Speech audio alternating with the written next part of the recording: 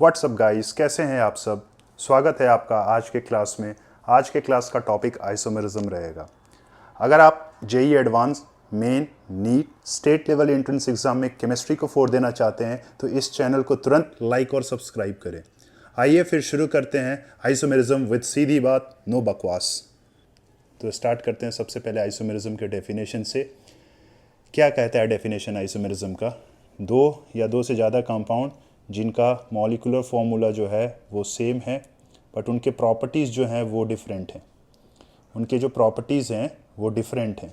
Okay, and अगर मैं properties की बात करूं देन ये प्रॉपर्टीज़ इधर फिज़िकल हो सकते हैं डिफरेंट या फिर केमिकल। अगर दोनों हो गया तो बहुत अच्छा, उसमें भी कोई प्रॉब्लम नहीं है। ठीक है, सो ऐसे कंपाउंड्स को एक दूसरे के आइसोमर्स बोलेंगे एंड इस प्रोसेस को कहेंगे आइसोमेरिज्म। तो बहुत अच्छी बात है, डेफिनेशंस तो हो गया। अब चलिए हटाइए, डेफिनेशन एग्जाम में थोड़ी पूछेगा। तो आइए जंप करते हैं स्ट्रेट अवे जो एग्जाम में पूछेगा। एग्जाम पॉइंट ऑफ व्यू से जाएं देन मेरा सबसे पहला टारगेट DOU रहेगा। DOU means degree of unsaturation. एक कंपाउंड के अंदर कितना मल्टीपल बॉन्ड प्रेजेंट है, like double bond, triple bond और रिंग, इससे हम लोग जज करेंगे। ओके, तो स्टार्ट करते एक बेसिक सा एग्जांपल से। सो एग्जांपल है C3H6। अगर आपसे कोई पूछे कि इसके अंदर डिग्री ऑफ अनसेचुरेशन कितना है, देन इस कंपाउंड के अंदर जितने कार्बन हैं आपको उसका करस्पॉन्डिंग एल्केन लिखना है। सो C3H8 एंड देन उसके बाद से आपको difference in number of hydrogen देखना है।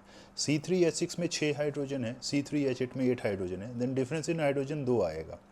तो ये जो भी नंबर निकल कर आएगा ना डिफरेंस इन हाइड्रोजन को, उसको आपको 2 से डिवाइड करना है एंड उसके बाद से जो नंबर निकलेगा वो DOU कहलाएगा। यहाँ पे अगर DOU 1 है देन इसका मतलब हो गया एक डबल बॉन्ड, एक डबल बॉन्ड, सुन लीजिएगा अच्छे से, या फिर एक रिंग। ठीक है, सिमिलरली किसी कंपाउंड के अंदर DOU आपका 2 निकल कर आ सकता है। अगर आपका कंपाउंड के अंदर DOU 2 निकल कर आया है, इसका मतलब ये हुआ कि उसके अंदर या तो एक ट्रिपल बॉन्ड हो सकता है, या फिर 2 डबल बॉन्ड्स हो सकते हैं, या फिर 2 रिंग्स हो सकते हैं, या फिर 2 रिंग हो सकते हैं, या फिर एक रिंग हो सकता है एंड एक डबल बॉन्ड हो सकता है। ठीक है, सो आइए हम अलग अलग केसेस कंपाउंड्स के लेंगे एंड उसके अंदर DOU कैलकुलेट करेंगे। तो DOU कैलकुलेशंस में अगर मैं बेसिक एग्जांपल ये वाला ले रहा हूँ एंड अगर मैं पूछूं कि इसका मॉलिक्यूलर फॉर्मूला कितना है, देन आप बोलोगे ये C2 है, H2 है, F है, NCl है। एंड अगर मैं इसका करस्पॉन्डिंग हाइड्रोजन निकालने इसका करस्पॉन्डिंग एल्केन लिखने बोलूँ 2 कार्बन का, देन आप बोलोगे ये C2H6 होता है। सो अगर मैं difference in number of hydrogen पे जाऊँ देन यहाँ पे चूंकि सिर्फ 2 ही हाइड्रोजन है एंड यहाँ 6 हाइड्रोजन है, सो वो 4 निकल कर आएगा और डिवाइड बाय 2 करेंगे देन वो नंबर 2 आएगा। सो आपको ये नहीं बोलना है कि इसका DOU 2 होगा, क्योंकि साफ साफ यहाँ कंपाउंड दिख रहा है कि कंपाउंड के अंदर एक ही डबल बॉन्ड है, मतलब कहीं ना कहीं इस कंपाउंड के अंदर DOU कितना होगा, 1 होगा। विच मीन्स वॉट, ये जितने भी मोनोवेलेंट एटम्स हैं, मोनोवेलेंट एटम्स लाइक हैलोजेंस, आपको मोनोवेलेंट एटम को ट्रीट करना है एज हाइड्रोजन, क्योंकि जैसे ही आप इस मोनोवेलेंट एटम को हाइड्रोजन ट्रीट करोगे वो फॉर्मूला निकल कर आ जाएगा C2H4, 2 कार्बन का कोरस्पॉन्डिंग एल्केन C2H6 एंड यहाँ से DOU 1 आ जाएगा। सो कोई भी मोनोवेलेंट एटम को आपको हाइड्रोजन ट्रीट करना है। अगर वो हाइड्रोजन नहीं है तो like fluorine, chlorine and so on, deuterium, tritium. Now जो मेरा दूसरा केस है वो मैं ले रहा हूँ acetone, CH3 C double bond और CH3। अगर मैं यहाँ से जाऊँ और इसका मॉलिक्यूलर फॉर्मूला लिखूँ देन वो होगा C2H6O। एंड अगर 3 कार्बन का मैं एल्केन लिखूँ देन वो निकल कर आएगा C3H8। सो अगर difference in number of hydrogen पे जाऊँ देन वो 2 होगा एंड 2 को 2 से डिवाइड करूँगा तो ये 1 आएगा और इसका DOU कितना हो जाएगा, 1 हो जाएगा। एंड अगर इस कंपाउंड को अगर आप देख पा रहे हो देन स्ट्रक्चर ऑलरेडी दिया हुआ है तो इसका DOU कितना हो जाएगा, 1 हो जाएगा। विच मीन्स जब कभी भी आपके पास कोई बाईवेलेंट एटम आए लाइक ऑक्सीजन, सल्फर, देन आपको बाईवेलेंट एटम को DOU के अंदर कैलकुलेट करते वक्त इग्नोर करना है। ठीक है, अब जो मेरा तीसरा केस है वो है अगर ट्राईवेलेंट एटम प्रेजेंट हो कंपाउंड के अंदर, लाइक मैं एक एग्जांपल दे रहा हूँ C3H5N। अगर आप नाइट्रोजन को सिंपली जाओ देखने देन ये ट्राईवेलेंट एटम है, बट DOU कैलकुलेट करते वक्त आपको कुछ ऐसा लिखना है C3H4NH। जैसे ही आपने ऐसा लिखा देन ये NH को आपने बाईवेलेंट की तरह ट्रीट करना है। एंड पहले वाले केस में मैंने आपको बोला था बाईवेलेंट एटम को DOU के समय इग्नोर करना है। एंड अगर बाईवेलेंट एटम को DOU के टाइम इग्नोर करना है देन फिर से फंडा अपना वही क्लियर है। 3 कार्बन का कॉरस्पॉन्डिंग एल्केन 8 C3H8 एंड यहाँ पे difference in number of hydrogen कितने हो जाएंगे 4, एंड 4 को मैं 2 से डिवाइड करूँगा तो 2। इसका मतलब क्या है DOU कितना है, DOU इस कंपाउंड का है 2। ठीक है, अब DOU के हेल्प से हम कंपाउंड का डिफरेंट स्ट्रक्चर बनाने की कोशिश करेंगे, डिफरेंट स्ट्रक्चर कंपाउंड का बनाना शुरू करेंगे। ओके, सो यहीं से डेफिनेशन शुरू होता है स्ट्रक्चरल आइसोमेरिज्म का। एंड स्ट्रक्चरल आइसोमेरिज्म का डेफिनेशन यही होता है कि कंपाउंड्स जिनका मॉलिक्यूलर फार्मूला जो है वो सेम है बट हैव डिफरेंट स्ट्रक्चर्स, या फिर मैं यूँ बोलूँ कि but have different connectivity of atom. So वैसे कंपाउंड्स एक दूसरे के क्या कहलाएंगे स्ट्रक्चरल आइसोमर्स, एंड इस प्रोसेस को हम बोलेंगे स्ट्रक्चरल आइसोमेरिज्म। तो स्ट्रक्चरल आइसोमेरिज्म के केस में जो मेरा सबसे पहला एग्जांपल है वो है C3H8। अगर मैं आपसे पूछूं C3H8 के कितने नंबर ऑफ स्ट्रक्चरल आइसोमर्स होंगे देन क्या होगा आपका आंसर। सबसे पहले कभी भी कोई फॉर्मूला आपको दिया जाए देन आप उसके अंदर DOU चेक कर लेना कि DOU कितना है। सो यहाँ पे DOU जो है वो 0 है। कितने स्ट्रक्चर C3H8 के हो सकते हैं विद DOU इक्वल 0, तो मैं ऐसा लिखूँगा CH3 CH2 CH3। अब मैं बार बार CH2 CH3 CH3 नहीं लिखूँगा, इंस्टेड मैं ऐसा बना दूंगा। ठीक है, और कोई डिफरेंट स्ट्रक्चर्स इसके पॉसिबल है नहीं। तो अगर C3H8 है तो ये मेरा हो गया नॉर्मल एल्केन। एंड अगर मैं C3H8 में से एक हाइड्रोजन हटा देता हूँ तो उसको हम लोग बोलते हैं एल्काइल। तो नॉर्मल एल्केन में से हाइड्रोजन निकालने की पॉसिबिलिटी कहाँ कहाँ से आप बताओ। आप हाइड्रोजन एक यहाँ से निकाल सकते हो और एक यहाँ से निकाल सकते हो। आप ये नहीं बोलना कि मैं हाइड्रोजन यहाँ से निकाल सकता हूँ, क्योंकि यहाँ से हाइड्रोजन निकालना और यहाँ से हाइड्रोजन निकालना means the same thing, which means जो भी मैंने ग्रीन से मार्क कर रखे हैं which is this one and this one, आप हाइड्रोजन वहीं से निकालोगे। मतलब C3H8 के स्ट्रक्चरल आइसोमर्स की मैं बात करूं देन वो कितने होंगे, वो 1 होंगे। बट अगर मैं वही C3H7 की बात करूं जो कि C3H8 से ही डिराइव हुआ है एक हाइड्रोजन निकालने के बाद, देन उसके नंबर ऑफ स्ट्रक्चरल आइसोमर्स कितने होंगे, उसके नंबर ऑफ स्ट्रक्चरल आइसोमर्स 2 होंगे। इस बात का आप ध्यान रखिएगा, बहुत यूज़फुल होता है ये स्ट्रक्चरल आइसोमर्स के क्वेश्चंस को सॉल्व करने में। सिमिलरली मैं C4H10 दे रहा हूँ, आपसे पूछ रहा हूँ कितने आइसोमर्स होंगे इसके, देन फिर से DOU आपको चेक करना है एंड DOU 0 होगा। तो एक स्ट्रक्चर ये बनकर आएगा एंड दूसरा स्ट्रक्चर ये बनकर आएगा, मर्ज सीरीज टाइप। ठीक है, तो C4H10 के नंबर ऑफ स्ट्रक्चरल आइसोमर्स जो हैं वो कितने होंगे, वो होंगे 2। बट अगर मैं वही पूछूँ आपसे कि इसमें से अगर मैं एक हाइड्रोजन निकाल के इसको C4H9 बना दूँ देन इसके कितने आइसोमर्स होंगे, तो फिर से आपको H निकालना है। एंड आप H कहाँ से निकाल सकते हो, आप ये वाली साइड से H निकाल सकते हो, ये वाली साइड से H निकाल सकते हो। अब ये मत बोलना कि मैं यहाँ से और यहाँ से निकालूंगा, वो आइडेंटिकल हो जाएगा। सो 4 कार्बन मेन चेन में होने के बाद आप सिर्फ 2 ही साइड से H निकाल सकते। एंड जब 3 कार्बन मेन चेन में हो, ये मर्ज सीरीज वाले केस में, तो आप H कहाँ से निकालोगे, यहाँ से एंड यहाँ से। सो अगर मैं C4H9 के स्ट्रक्चरल आइसोमर्स की बात करूँ, देन C4H9 के स्ट्रक्चरल आइसोमर्स मेरे जो हो जाएंगे वो 4 हो जाएंगे। ये भी बहुत यूज़फुल होता है, बहुत यूज़फुल टूल है ये, स्ट्रक्चरल आइसोमर्स के सवाल को करने में बहुत यूज़फुल होगा। इसी कैटेगरी में मेरा अपना अगला है C512।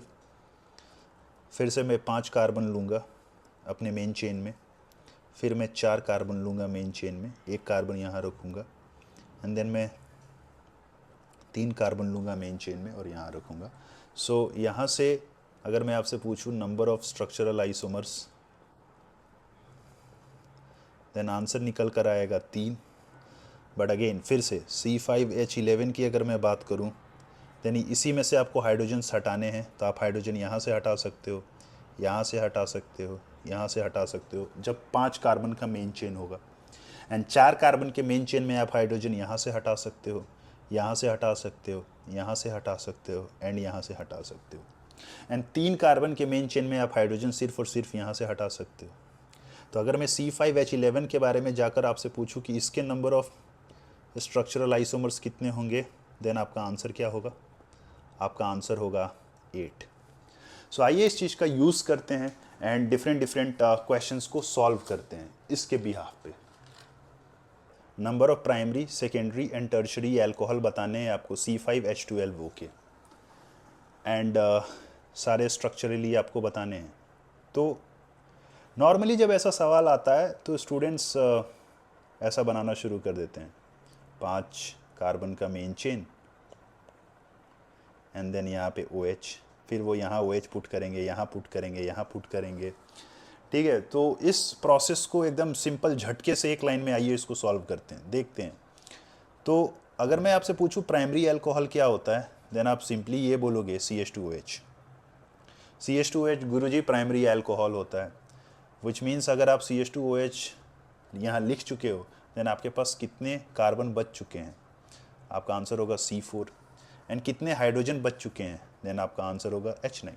एंड अगर मैं आपसे पूछूं कि C4H9 के नंबर ऑफ आइसोमर्स कितने होंगे, देन आप बोलोगे क्या, ये तो 4 होते हैं, आपने बताया है ऊपर 4 होता है। सो बधाई हो, अगर C4H9 के 4 आइसोमर्स हैं, देन यही 4 आइसोमर्स जो होंगे वो क्या होंगे, प्राइमरी अल्कोहल्स। सिमिलरली अगर मैं सेकेंडरी अल्कोहल की बात करूं, देन यहाँ पे मेरा CH होगा, इधर CH3 है, एंड यहाँ पे अब कितने कार्बन बच गए, 3 कार्बन, एंड कितने हाइड्रोजन बच गए, 7 हाइड्रोजन। एंड अगर आपसे मैं पूछूं कि ये C3H7 के कितने आइसोमर्स होते हैं बताइए, देन क्या होगा आपका आंसर, C3H7 के कितने आइसोमर्स होते हैं, क्या होगा आपका आंसर, आपका आंसर होगा 2। एंड इसी में कॉम्बिनेशन ये हो सकता है, एंड इसके नंबर ऑफ आइसोमर्स कितने होंगे, 1। एंड ये 2+1 क्या हो जाएगा, सेकेंडरी अल्कोहल, 2 डिग्री अल्कोहल हो जाएगा। एंड जो अपना तीसरा केस है 3 डिग्री अल्कोहल, सिर्फ एक ही पॉसिबिलिटी बनती है यहाँ,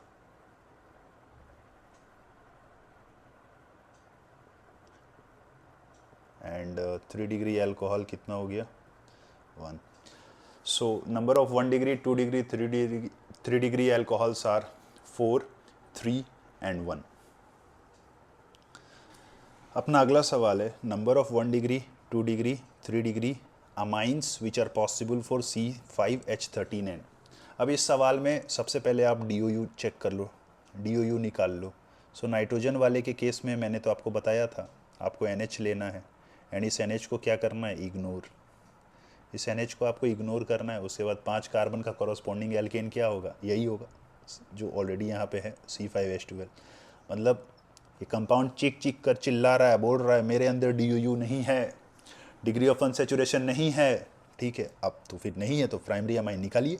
प्राइमरी अमाइन बनाने के लिए आप क्या करोगे, NH2 डालोगे, एंड देन उसके बाद क्या बच गया, C5H11। अभी मैंने आपको बताया था C5H11 के कितने आइसोमर्स होते हैं, आपका क्या आंसर होगा, C5H11 के नंबर ऑफ आइसोमर्स होते हैं 8। सिमिलरली आपको अगर सेकेंडरी बनाना है तो आप क्या करोगे, आप यहाँ नाइट्रोजन NH लिखोगे, इधर एक मिथाइल ग्रुप लगाओ, एंड इधर आप क्या करोगे, कितने कार्बन बच गए, 4 C4H9। C4H9 के कितने आइसोमर्स होते हैं बोलो चलो। तो C4H9 के जो आइसोमर्स होते हैं वो होते हैं 4। सिमिलरली CH3CH2, यहाँ पे NH, तो इधर 2 कार्बन ऑलरेडी ले लिया है मैंने, सो यहाँ क्या होगा, 3 कार्बन 7 हाइड्रोजन। C3H7 के कितने आइसोमर्स होंगे, 2। और कोई केस बच रहा है क्या, प्राइमरी सेकेंडरी में और कोई केस नहीं बच रहा है, सो सेकेंडरी कितने हुए, 6। आइए टर्शरी की बात करते हैं। टर्शरी में यहाँ नाइट्रोजन होगा, CH3 होगा, CH3 होगा, एंड देन यहाँ क्या हो जाएगा, C3H7। C3H7 C3H7 के नंबर ऑफ आइसोमर्स कितने होंगे, चलो बोलो। C3H7 के नंबर ऑफ आइसोमर्स 2 होंगे। और कोई केस बच रहा है क्या, नाइट्रोजन यहाँ CH3, आप इधर C2H5 ले लो, तो 3 कार्बन ऑलरेडी ले रखा है मैंने, तो फिर यहाँ क्या होगा, C2H5, एंड इसके नंबर ऑफ आइसोमर्स कितने होंगे, इसके नंबर ऑफ आइसोमर्स कितने होंगे, 1। So number of 1 degree amine की अगर मैं बात करूं, then number of 1 degree amine हो जाएगा 8। नंबर ऑफ 2 डिग्री अमाइन वो हो जाएगा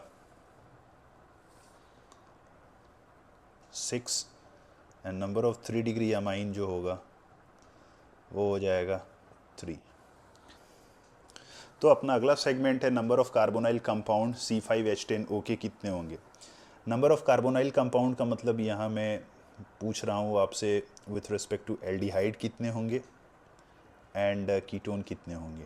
ओके, सो आप चलिए इसका DOU कैलकुलेट कीजिए, एंड अगर आप DOU कैलकुलेट करेंगे देन इसका करस्पॉन्डिंग एल्केन कितना होगा, 12। ऑक्सीजन मैंने इग्नोर करने बोला था, DOU एक निकल कर आएगा।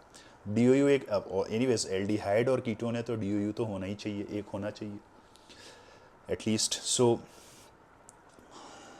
एल्डिहाइड आपको पता है C डबल बॉन्ड OH होता है टर्मिनल पे, देन कितने कार्बन बच गए, C4, एंड कितने हाइड्रोजन बच गए, 9, सो C4H9। चलिए C4H9 के नंबर ऑफ आइसोमर्स बताइए आप कितने होते हैं, 4। सो टोटल एल्डिहाइड कितना होगा, 4। एंड अगर मैं कीटोन की बात करूं, then ketone C double bond O CH3, and उसके बाद से यहाँ कितने कार्बन बच गए, C3H7, हाइड्रोजन 7, कार्बन 3। C3H7 के आइसोमर्स कितने होते हैं, 2।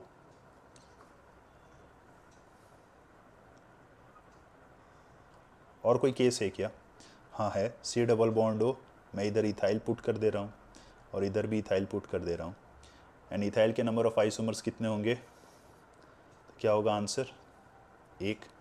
सो टोटल एल्डिहाइड कितना हो गया, टोटल एल्डिहाइड कितना गया, टोटल एल्डिहाइड 4 आया, एंड टोटल कीटोन कितने आए, वो 3 आए। सो जैसा कि आप देख पा रहे हैं लाइक किस तरीके से हम लोग चीज़ों को हैंडल कर रहे हैं, एंड कितना ईजी है। अगर आपको पता है C4H9 के कितने हैं, C5H11 के कितने हैं, C3H7 के कितने हैं, देन चीज़ें बहुत आसान हो जा रही हैं। इस क्वेश्चन में आपसे पूछ रहा है C4H8 के कितने एल्कीन्स होंगे, तो DOU आप चेक कर लो, DOU निकल कर कितना आएगा, 1।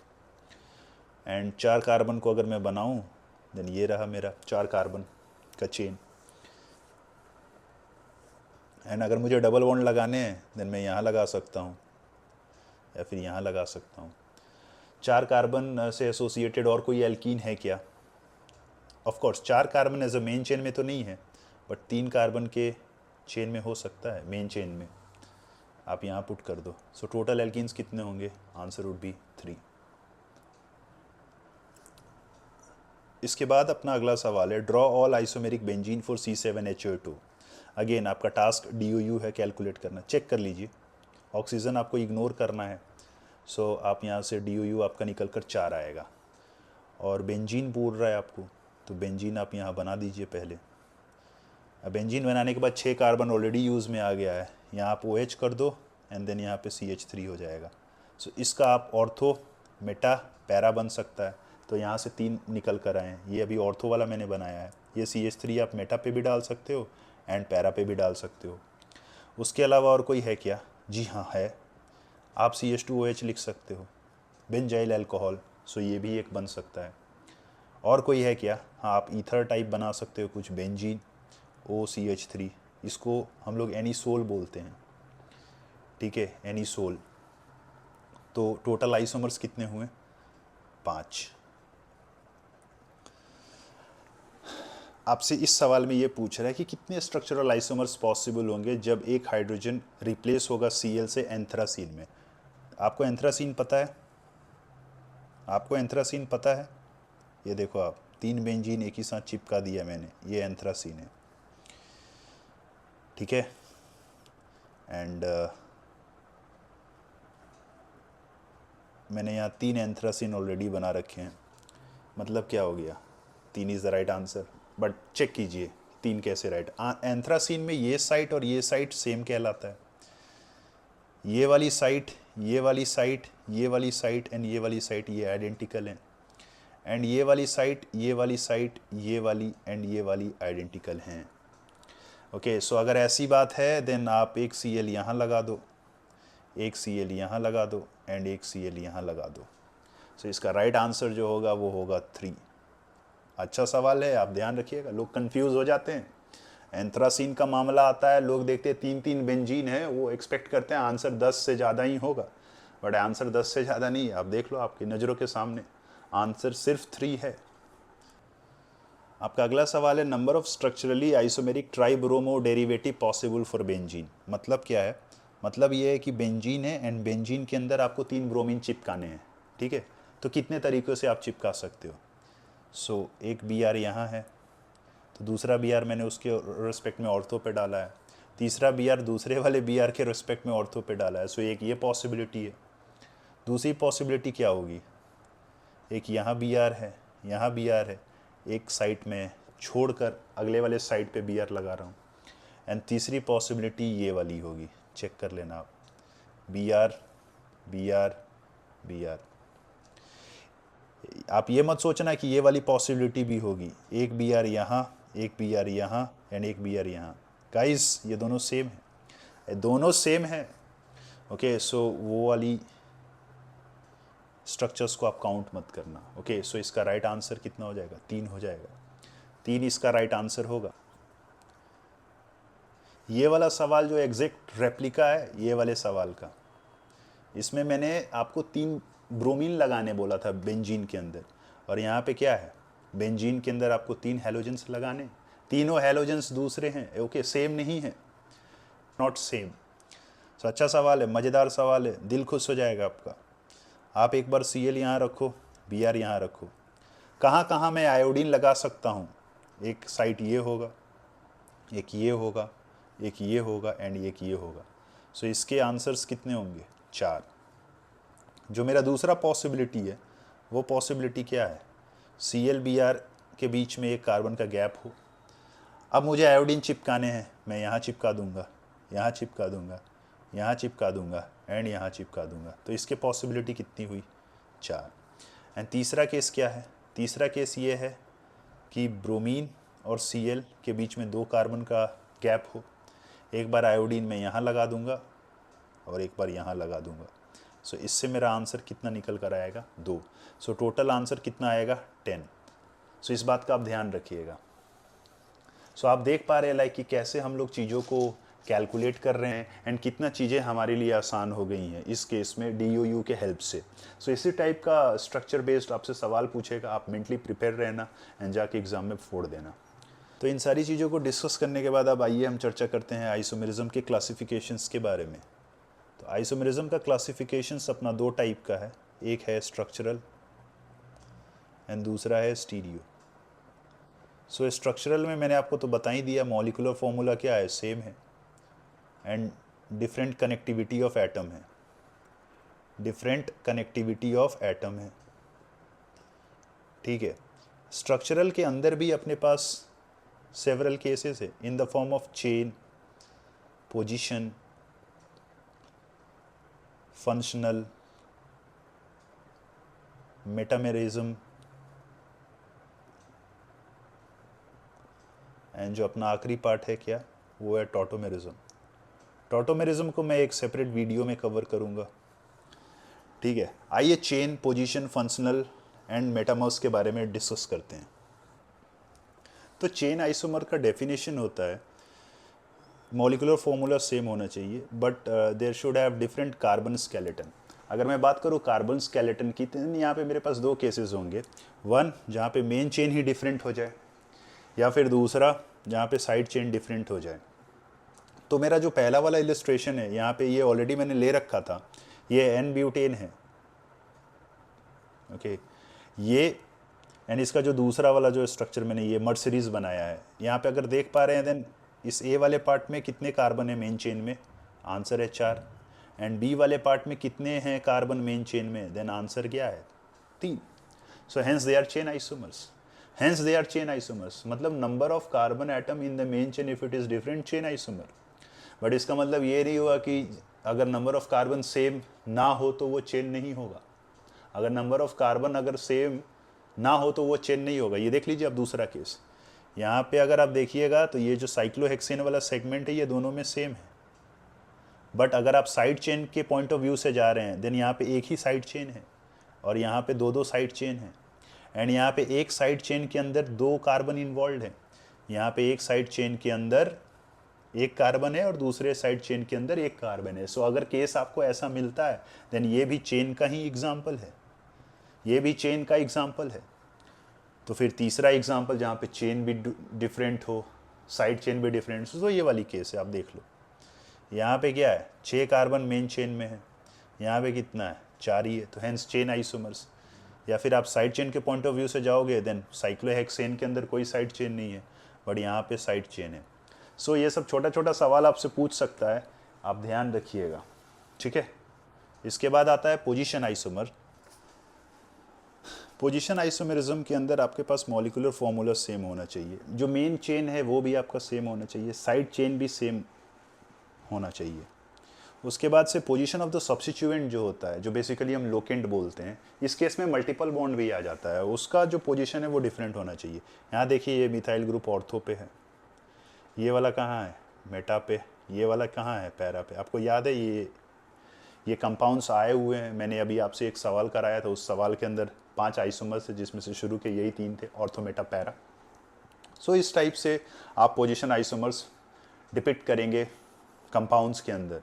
जब आपको 2 से ज़्यादा कंपाउंड्स दिए हुए रहेंगे, आपसे अगर पूछ सकता है कि पोजीशन आइसोमर्स कितने हैं, देन फिर आप बता देना ऐसे देख के। अगला है पोजीशन आइसोमर्स के बाद फंक्शनल आइसोमर्स। तो फंक्शनल आइसोमेरिज्म के अंदर आपका मॉलिक्यूलर फॉर्मूला सेम होता है but they will have different functional groups.